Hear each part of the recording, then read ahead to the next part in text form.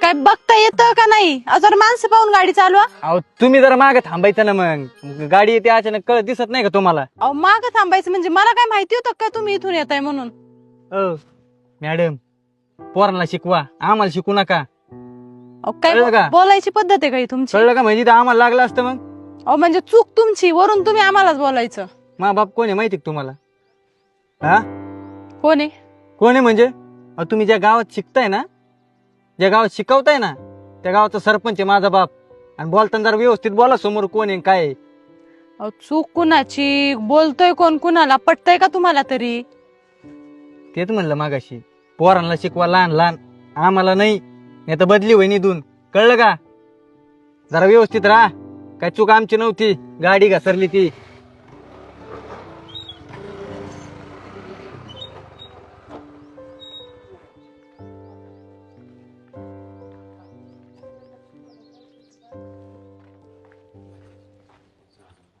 मावशी, सरपंच साहेब आहेत का? हो आहेत ना. काम होतं, जरा बोलवता का? आहो आहो येता का बाहेर जरा? काय झालं मॅडम, काय काम होतं? नाही काही नाही, मी आता शाळेतून येत होते. हा. तुमच्या मुलांनी मला गाडी आडवी मारली.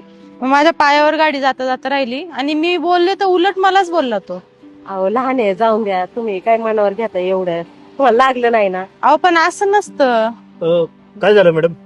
अहो काही नाही, मी आता शाळेतून येत होते आणि तुमच्या मुलांनी मला गाडी आडवी मारली आणि मी त्यांना त्यांची चूक सांगत होते तर ते उद्धटपणे मलाच बोलले उलट.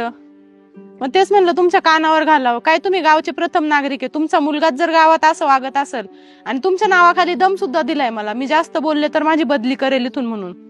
असं बोलला तो? हो, अक्षय, तुम्हाला माहिती पाहिजे तुमच्या मागं असं बोलतात म्हणून आले मी.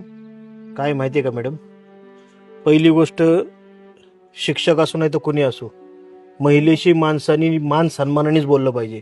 का हो पप्पा? तू मॅडमला काय बोलला होता का? काय नाही, आपलं सहज अशी गाडी आडवी आली, जरा गडबडीत होतो, बोलला असेल एखादा शब्द. लाज नाही वाटत का तुला? हा, तू शांत राहा. माफी माग त्यांची आधी, माफी माग.